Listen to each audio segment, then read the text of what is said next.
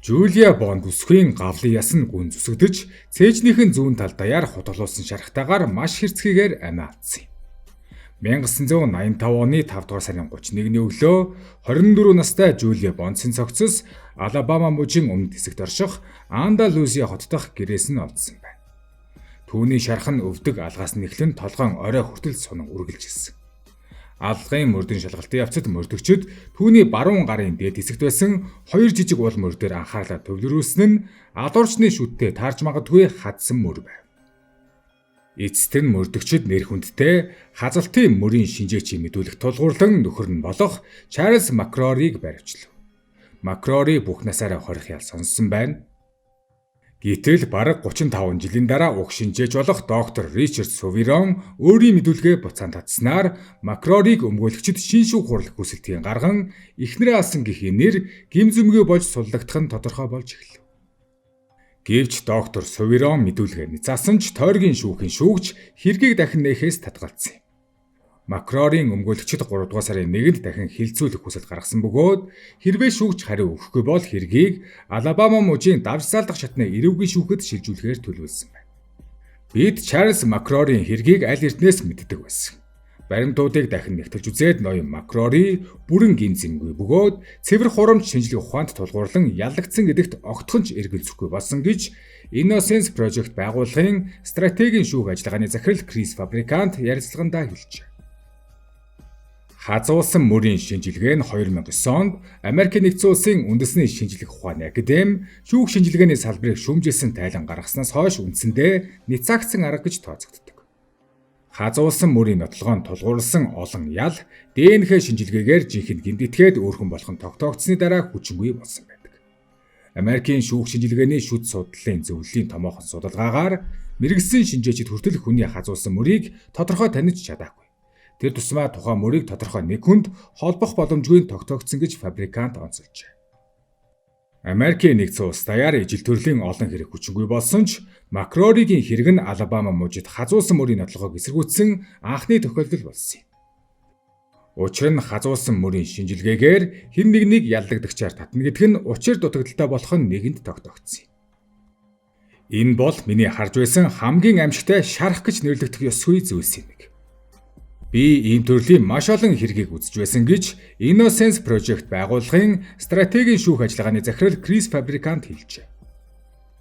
Шоронд суусан Макрори өөрийгөө үргэлж гимзэмгүй гэж мэдгцээр ирсэн гэж түүний өмгөөлөгч Марк Лаудин Браун хэлв. Тэр гим бурууга хүлээвэл суллагдах 2 удаагийн тохиролцоог түүний дотор 2021 онд санал болгосон ч хилцээрийг татгалзсан байна. Өөрөөр хэлбэл шоронд удаан суусан учраас хэрвээ эхнэрээ алсан гэж гин бурууга хүлээвэл суллана гэж түүнд амлажээ. Харин тэр үүнийг эсэргүүцсэн. Би энэ талаар Макроритай ярилцсан. Гэхдээ тэр хийгээг үзүүлээ хүлээн зөвшөөрөхөөс татгалзсан гэж Атланта хотын хүний эрхийн төвийн ахлах өмгөөлөгч Лаудин Браун хэлжээ.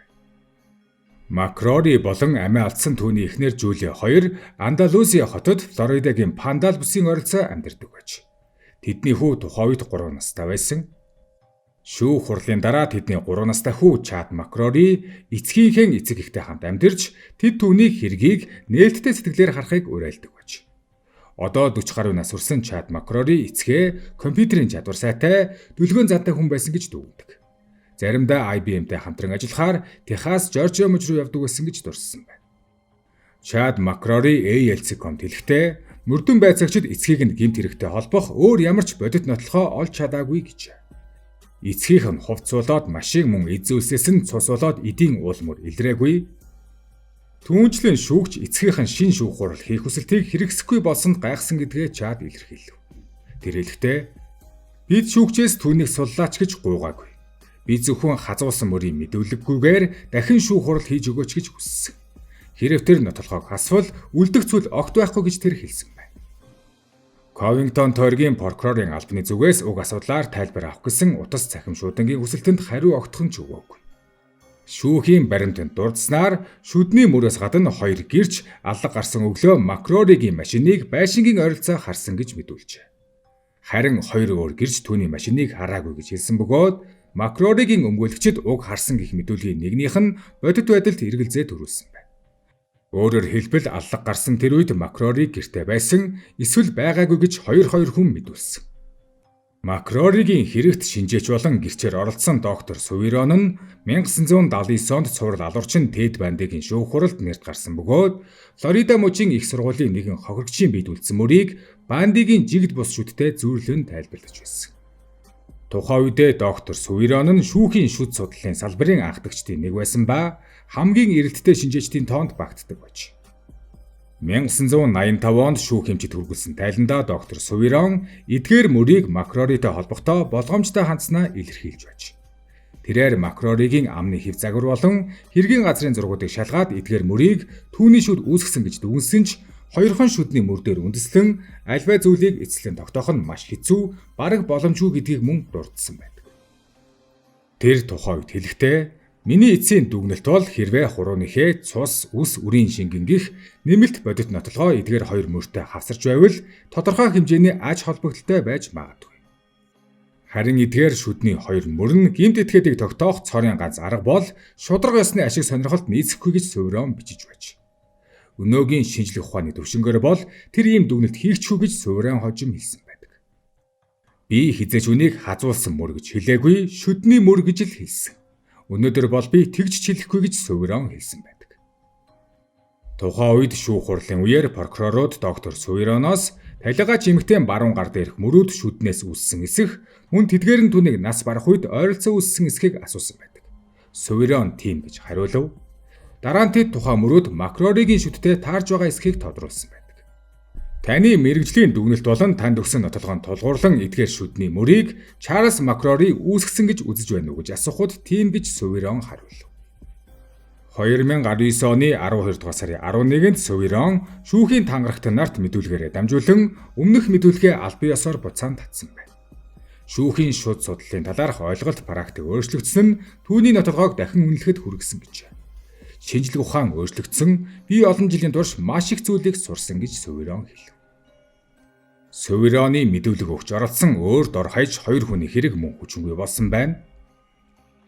Мөн өөр хоёрч хадсан мөрийн шинжээч нар шүүхэд мэдүүлэг гаргаж 1985 оны Макроригийн хэрэгтэх доктор Сувероны дүгнэлт нь шинжлэх ухааны үндэслэлгүй байсан гэж мэдэгджээ.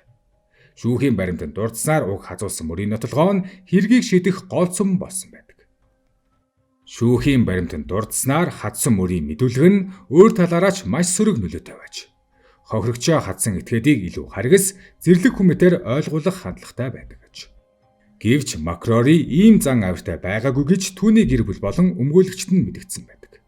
Лаудин Брауны хэлснээр Макрори уг аллагаас өмнө ямар ч эрүүгийн хэрэгт холбогдож байгаагүй. Мөн Ковингтон торигт яаралтай тусламжийн сайн дурын ажилтан хийдэг байж. Амиа алдсан бүсгүй болон Макроригийн хүү Чадын хэлснээр түүний авс суллагдах хүсэлтийг 13 удаа гаргасан ба 20 ангийн удирдлага ажилтнуудаас олон дэмжих захидал цуглуулсан байна.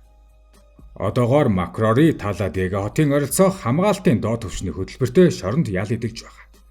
Тахилгын ямар ч зөрчил гаргаагүй гэж хүүн ярьжээ. Хүү Чадынх нь хэлснээр энэ хэрэг өөрийнх нь амьдралд үргэлж хар сүдэр тусгаж ирсэн гэж хэлсэн байна. Хүүхэд байхдаа бейсболын тоглолтын үеэр хүмүүс аавынхын талаар юм хэлэхэд эмээн уйлдаг байсныг дурсав. Харин одоо насанд хүрсэн ч энэ хэргийг санаж аавыг нь алуурчин гэж боддог хүмүүстэй тааралцаар байдаг аж. Гим зэмгүй шоронд хоригдсон хүмүүсийг өмгөөлдөг фабрикантын хэлснээр тойргийн шүүхийн шүүгч Макрориг дахин шүүх хүсэлтийг зөвшөөрөөгүй нь түүнийг цочирдуулжээ. Innocence Project байгууллагын ажилтнууд хазуулсан мөрийн нотолгоонд тулгуурсан хожим хүчингүй болсон Флорида, Жоржиа, Миссисипи зэрэг мужуудын 10 гаруй ял шийтгэлийг илрүүлсэн байна. Энэ бол эрүүгийн шүүхүүдэд хурамч шинжлэх ухааныг ашигласан бидний үлдээсэн өв гэж фабрикант хэлв. Хүнийг яллах нь маш амархан, бүр маш амархан. Харин тэр ялыг хүчингүй болгох нь асар их хэцүү гэж. Чарльз Макроригийн хэрэг бол ганц хүний эмгэнэл биш, харин нэгэн бүхэл системийн алдаа юм. Нэгэн цагт шинжлэх ухаан гэж итгэдэг байсан хазуулсан мөрийн шинжилгээ өнөөдөр хурамч болох нь тогтоогдсон ч тэр алдааны төлөөсийг одоо ч Макрори өөрөө төлсөөр байна. Хэргийг шийдсэн гол нотолгоо нь хүчингүй болсон байхад шүүхүүд өөрсдийн гаргасан шийдвэр буруу байсан гэдгийг хүлээн зөвшөөрөхөөс зайлсхийж байгаа. Энэ хэрэг бидэнд нэг зүйлийг маш тод харуулдаг. Хүнийг яллахад асар амархан ч тэр ялыг буцааж засахад хичнээн хэцүү вэ гэдгийг. Шударгас гэдэг зарчим бодит амьдрал дээр процедур, нэр хүнд, айдастай мөргөлдөх үед ихэнхдээ яалагддаг. Макрори гин буруугүй эсгээс үл хамааран нийгэмд худлаа шинжлэх ухаан тулгуурлан хүнийг бүх насаар нь хорих боломжтой тогтолцоо оршсоор байгаа нь хамгийн амьжигтай үнэн болсон юм. Иймээс энэ хэрэг өнгөрсөн үе нэг алдаа биш, харин өнөөдөр ч засагдаагүй амьд хэвээр байгаа асуудлын нэг болжээ. Макрори 1985 онд эхнэрээ хөнөөсөн хэрэгээр бүх насаараа хорих ял сонссон. Тэр ял одоо хүртэл хүчин төгөлдөр. 2 хөрш болон прокурорын мэдүүлэг нь буруу болох нь батлагдсан ч шүүх түүнийг суллах эсвэл шин шүүх хурал хийх хүсэлтийг хүлээн авсангүй. Тэгэхээр түүний ял цаашаа үргэлжилж байгаа ба одоо хүртэл Алабама мужид бүх насаараа хорих ялтай хэвээр бага дэглэмтэй хорих ангид ялаа эдэлж байна.